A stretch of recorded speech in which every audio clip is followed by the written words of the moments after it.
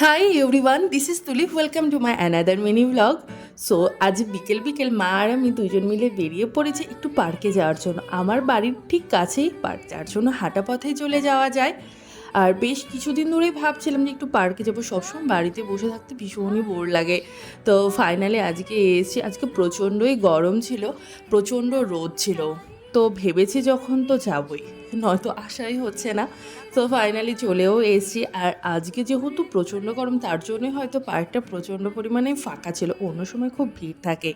তো এসে বেশ কিছুক্ষণ ঘোরাফেরা করার পর এখানে ছিল কিছু খরগোশ, যেখানে মা একটু ঘাস খাইয়ে দিল, আমি একটু ঘাস খাওয়ালাম। বেশ ভালোই লাগছিলো, গরম তো লাগছিল বটেই, তবে কিন্তু খুব ভালোও লাগছিল। তোমরা কারা কারা এমন পার্কে ঘুরতে যাও, মায়েদের সাথে যাও না ফ্রেন্ডসদের সাথে যাও, অবশ্যই কিন্তু আমাকে কমেন্টসে জানিও। তারপরে দেখো এখানে কিছু লজ্জাবতীর গাছ ছিল। ছোটোবেলায় না খুব এমন লজ্জাবতী গাছের সাথে খেলতাম, আমাদের বাড়িতেও প্রচুর ছিল আর গ্রামের সাইডে তো প্রচুর দেখা যায়, বাট শহরে না খুব একটা দেখতেও পাই না। আমাদের বাড়িতে তো নেই অ্যাটলিস্ট।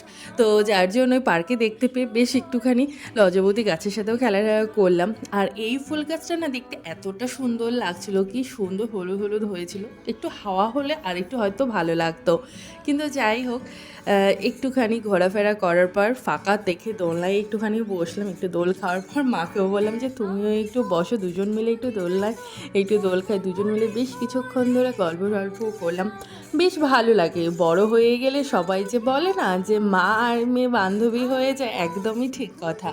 আমার ক্ষেত্রে তো একদম। আচ্ছা, তোমরা কারা কারা এমন মায়ের সাথে ঘুরতে পছন্দ করো, অবশ্যই কিন্তু কমেন্টসে জানিও। আর ফেরার সময় একটুখানি পাপড়ি চাট খেলাম। So by.